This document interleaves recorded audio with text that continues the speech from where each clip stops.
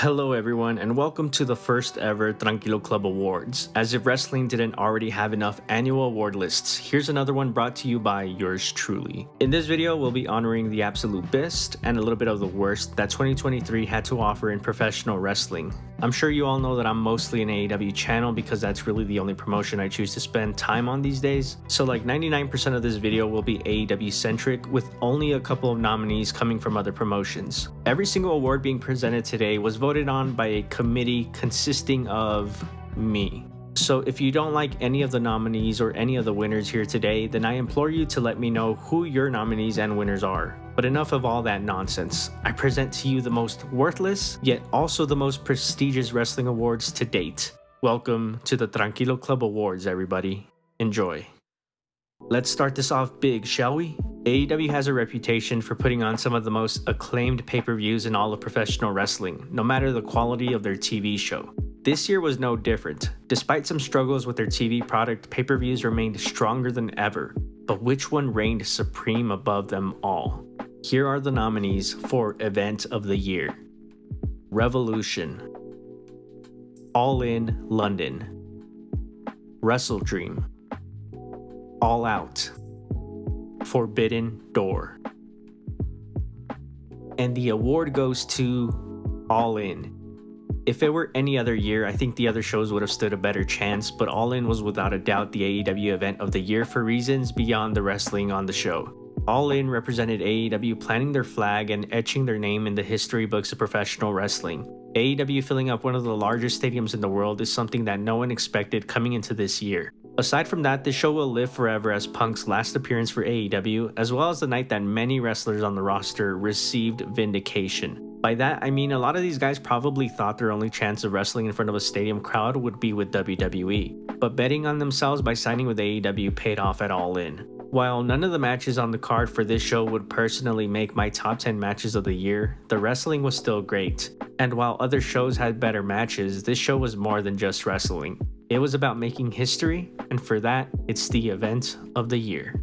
We're now moving on to the next award, where we'll be rewarding the aura and flashiness of an entrance. Many underestimate just how important an entrance is in professional wrestling. It can set the tone and if done right, can be remembered forever. Presentation isn't everything in wrestling, but it sure as hell is one of the most important things. Here are the nominees for Best Entrance of the Year. Kenny Omega, One Winged Angel at Wrestle Kingdom. The Guns Special Dynamite entrance using Many Men by 50 Cent. Bryan Danielson at Forbidden Door, The Final Countdown. MJF at All In. Sting at All In, Metallica Seek and Destroy.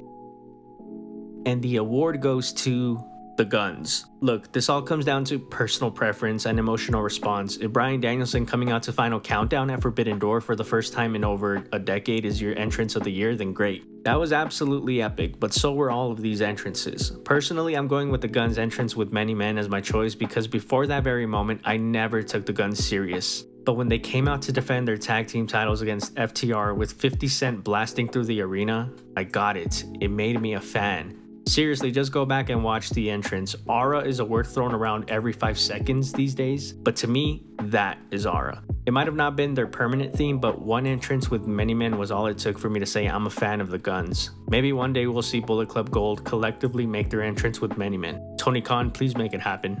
This next category was a tough one. I'm not even talking about choosing a winner, but more so picking the nominees. Tag team wrestling was a huge part of AEW's identity from the start, and how could it not with the Young Bucks being a part of the founding fathers? But for whatever reason, the quality has taken a noticeable dip compared to previous years when it comes to tag team wrestling. When it came to determining the nominees for Tag Team of the Year, I noticed that I'd be leaving some big names off, and that's mostly due to a lot of these teams taking a backseat in 2023. I get the feeling you guys aren't going to like this one.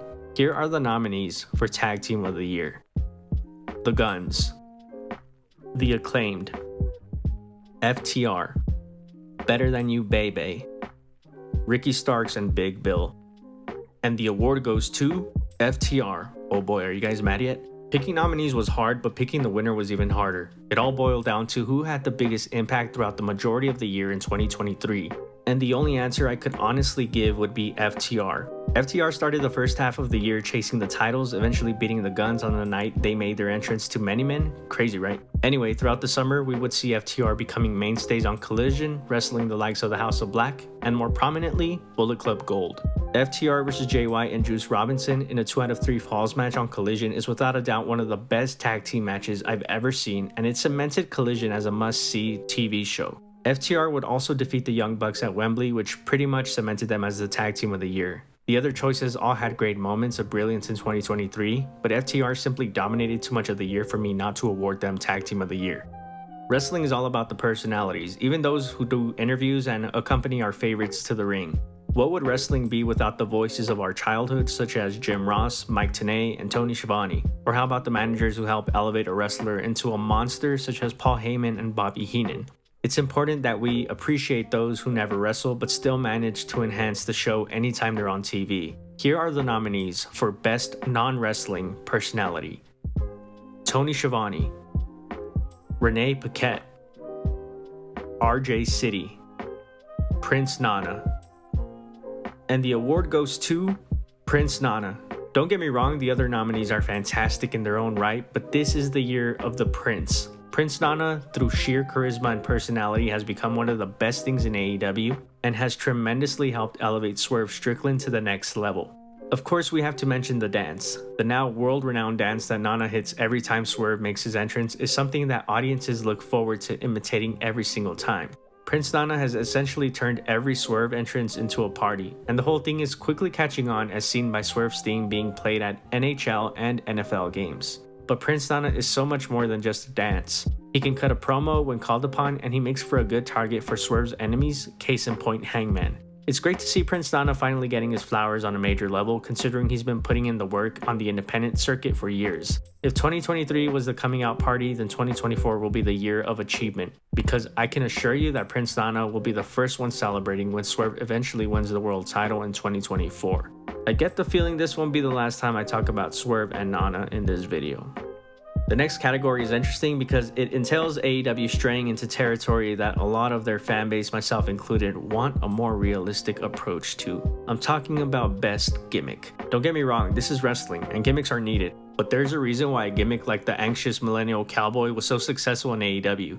The fanbase wants more grounded characters compared to what others offer. I almost wish I would have done these awards in the past years because we've seen many great gimmicks come to life. But this year, there were only a few real standouts. Here are the nominees for Best Gimmick: Timeless Tony Storm, Julia Hart of the House of Black, Father of the Year Christian Cage, Orange Cassidy.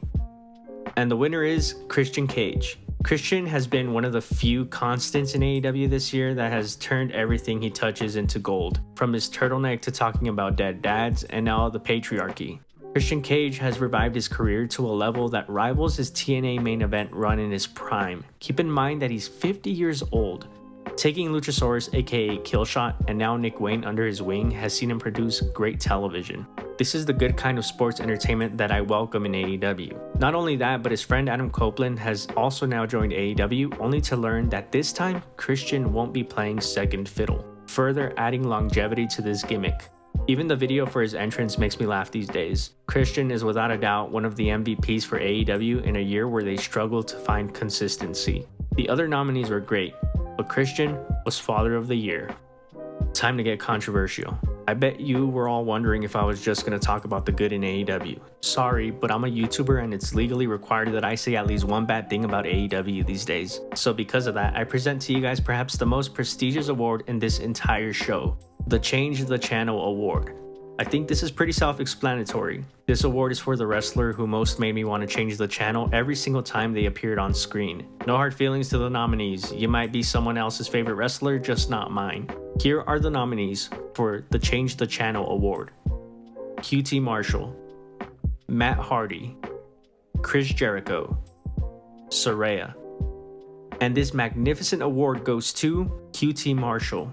If you watch all of my videos and more so my live streams, then you know just how much I despise seeing QT Marshall on my TV. I don't care what anyone thinks, him getting as much TV time as he got was never justified. QTV was trash and so was everything else he's done. Hell, he ruined all of Cobb's momentum. Out of all the people on the list, QT is the one person who would actually make me change the channel. The good part is that QT has just left the company and now I never have to see him again. This also coincides with the shows getting better. As for the other nominees, unless they leave or change dramatically, they might win this highly coveted award next year. One of the most exciting things about AEW becoming a thing is actually creating a free agency market. Back when WWE was the sole game in town, there were hardly any bidding wars for talent. If you wanted to go to WWE, they'd make you settle for less money than what you were worth. These days though, AEW offers competitive pay compared to WWE, and therefore talent wins. For the longest time, it seemed like wrestlers were all going one way, and that was to AEW. But now, we're starting to see wrestlers from both sides jump for the other company. 2023 saw AEW make some key signings. Sure, it wasn't as explosive as 2020 or 2021, but it was a good year for investment in the future. AEW made some really strong signings this year, but who was the best? For the record, I'm leaving Ospreay off here because technically he's a 2024 signing, so he'll qualify for next year's awards. Anyhow, here are the nominees for Best Signing of the Year. Adam Copeland, Kota Ibushi, Mariah May, Jay White, Roderick Strong. And the award goes to Jay White. This might come off as a bit of a surprise to some, but to those who followed Jay White's work in New Japan, you know exactly why he's my pick. Jay White is not just a signing for the present day, but he's also a signing for the future. I realize that sounds funny to those who know that Jay is a former IWGP World Champion who main evented the Tokyo Dome, but if anything, that just shows how far ahead of everyone else he truly is. Jay White is only 30 years old and he's already one of the most seasoned pro wrestlers on the planet. There's a reason why Triple H has been trying to sign this guy for years now, but AEW locked him down in 2023 and I'm glad they did because this is a guy who's going to be running the main event scene along the likes of MJF, Ospreay, Swerve, and Hangman for years to come. Excelling both in the ring and on promos, none are quite as versatile as Jay. And while many of you might think he hasn't lived up to the hype just yet, just wait. Jay White will be worth every bit that Tony Khan paid to sign him. Long live King Switchblade. It comes as no surprise that many of the greatest wrestlers of all time are also some of the best talkers of all time. The promo is a very important facet of professional wrestling, one that I believe AEW fans sometimes underrate. I need to hear what these wrestlers are thinking and what their motivations are in order to feel, in order to believe. A promo that makes me feel is equally as important as a match that makes me feel. Here are the nominees for Promo of the Year. CM Punk returns at Collision. Christian Cage and Adam Copeland, first time ever in AEW. Swerve confronts the Hangman after All In. Jon Moxley before Texas Death. Eddie Kingston after his street fight with Jeff Jarrett. And the award goes to CM Punk. This one is bound to make some people tune out if they haven't already. But if I'm being honest, this promo wins because it was real. I can look back at it now and realize that Punk was still very much angry, and angry Punk is the best Punk. So many memorable lines came from this promo, like the counterfeit Bucks line and One Bill Phil. This promo had the entire internet talking, something that only CM Punk brings to the table. Obviously, I wish that things had gone differently, but this is the most memorable promo of the year for me without a doubt. If you didn't like this, then I have to question why you watch wrestling in the first place. Speaking of why we watch wrestling in the first place, look no further than a great feud. Seeing bitter rivals constantly go at it with each other is what this is all about, man. And that goes for things beyond wrestling like sports and movies. A feud is the thing that keeps you coming back week after week. The promos, the matches, the interactions. Towards the latter half of the year, we saw AEW main eventers cross paths on a much more frequent basis, and it made for compelling TV. We saw rivalries that might last a lifetime unfold. Here are the nominees for Feud of the Year. Blackpool Combat Club vs. The Elite. Adam Copeland vs. Christian Cage. Swerve Strickland vs. Hangman Page. MJF vs. Bryan Danielson. MJF vs. Adam Cole. And the award goes to Swerve vs. Hangman. 2023 was the year that Swerve Strickland truly broke out, and his feud with Hangman was the reason for that. Before feuding with Hangman, Swerve was the guy who always came up short. Hangman was also in a bit of a limbo before this feud began too. In other words, both men needed this feud. And because of that, they elevated each other in a bid to prove who was the better man. This started as Swerve simply wanting Hangman's spot due to him being a former world champion. but it quickly became personal with Swerve breaking into Adam's house and confronting his kid. This feud brought us so many great segments and great matches. Perhaps the most surprising part was Swerve beating Hangman twice. The match at WrestleDream saw Strickland pick up the win in front of a rabid hometown crowd. And the second match? Well, it was Texas Death. This is a feud that AEW should definitely revisit somewhere down the line, perhaps when Swerve is world champion. I can imagine this being one of those feuds that will always exist, that we'll always come back to. And how can AEW not? Swerve and Hangman were given the ball and they ran with it. And without this feud, Swerve wouldn't have all the momentum that he has now. The closer we get to the end here, the bigger the awards get. The year 2023 brought us some fantastic bouts that we'll rewatch for years to come. It was hard to narrow this down to a short list of nominees. If I left off your favorite match of the year, then please feel free to let me know in the comments.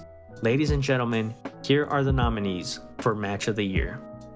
Kenny Omega vs. Will Ospreay, Wrestle Kingdom. Hangman Page vs. Jon Moxley, Revolution. Bryan Danielson vs. MJF, Revolution. Kenny Omega vs. Will Ospreay, Forbidden Door. FTR vs. Jay White and Juice Robinson, Collision. Bryan Danielson vs. Zack Sabre Jr., WrestleDream. Swerve Strickland vs. Hangman Page, Full Gear. And the award goes to Bryan Danielson vs. MJF. This was by far the hardest decision of the entire video. I was initially going to pick Omega vs. Ospreay at Wrestle Kingdom. That match was perhaps the most hard-hitting match I've ever seen, and Omega and Ospreay deserve all the praise in the world for having two very different matches in the same year that could have won this award. But in the end, I think back to when I was watching Danielson vs. MJF as it was happening. I went into this match knowing there was 0% chance that Bryan was going to win, but the fact that it was a 60-minute Iron Man match and how it was paced meant that they were going to have to do something special to hold our attention, and that's exactly what they did. I'll never forget the moment in the match when they were in a sudden death and Bryan hit the Poison Rana, then did the yes chants for the first time ever in AEW, followed by the running knee. I really thought Danielson was about to win it there. For that short amount of time, they made me believe, and when MJF barely kicked out, I screamed. Looking back at it now, it was the most emotion I felt out of a wrestling match all year, and because of that, Bryan Danielson vs. MJF in a 60-minute Iron Man match for the AEW World title is my match of the year. The top two prizes of the Tranquilo Club Awards are finally here. We'll be awarding both the Male Wrestler of the Year and the Female Wrestler of the Year. Keep in mind that this is simply down to the opinion of an obnoxious, pretentious YouTuber who knows nothing. But I did try to keep it as objective as possible. Being the Wrestler of the Year means putting on the best matches and being involved in the best segments. It means being the standout of an entire promotion. I'd like to reward the wrestlers who've been putting in the work over the course of an entire year. Being a nominee in this category means you put in the work. So congrats to all the wrestlers who are up for consideration. You've all had a monster year. Now, without further ado, here are the nominees for Female Wrestler of the Year. Chris Statlander, Hikaru Shida, Athena, Toni Storm. And the award goes to Athena. Right off the bat, I know some people are going to be confused as to why I waited until now to include a Ring of Honor nominee, and that's because I simply don't think Ring of Honor should have been included in the other categories. If you haven't been following what Athena has been doing over the past 12 months, I highly encourage you to check out her work. AEW put up a very cool recap of her entire story with Billy Starks that's almost 3 hours long on YouTube for those who are interested. Simply put, Athena has been the shining light of Ring of Honor, excelling in both character work and in-ring work. I watch every single Ring of Honor pay-per-view, and every single time Athena has delivered. People will call it a shame that she's been putting on tremendous work on Ring of Honor instead of AEW, and in a way I'd agree, but she's also been thriving in ROH because of the freedom compared to AEW. Simply put, Athena has put on some of the best women's matches of the year and told a very compelling story with her protege turned rival Billy Starks over the course of an entire year. And because of her consistency, she's the Female Wrestler of the Year. And finally, the final award of the Tranquilo Club Awards. Same goes here. Everyone I'm about to mention had a phenomenal year, and there's no reason why anyone I name can't win it next year. This one's for all the marbles. Here are the nominees for Male Wrestler of the Year. MJF, Bryan Danielson, Swerve Strickland, Christian Cage, Hangman Page. And the award goes to MJF. Was there any doubt? Despite the recent face turn, MJF has been involved with some of the best matches and best segments of the entire year. He's about to go the entire calendar year as AEW World Champion, having faced the likes of Bryan Danielson, Samoa Joe, Jay White, and Adam Cole. His story alongside Adam Cole was undoubtedly the biggest story that AEW did this year, and it's not even over yet. MJF main evented multiple pay-per-views, including the biggest wrestling show of all time, All In. He started the year off as the slimy heel we've known since day one, to ending the year as a babyface trying to find his place in the world. I've been critical of MJF lately for some of his creative decisions, but looking at it from an objective standpoint, he's the wrestler of the year. Congratulations MJF on winning Wrestler of the Year from the most prestigious outlet in all of wrestling. All jokes aside, congrats to all the winners. I had a lot of fun doing this, so let me know if this is something I should do every year. Comment some categories you might want to see for the 2024 awards and beyond as well. Thank you for all who tuned in for this very special ceremony. I'll see you next year. This has been the Tranquilo Club Awards.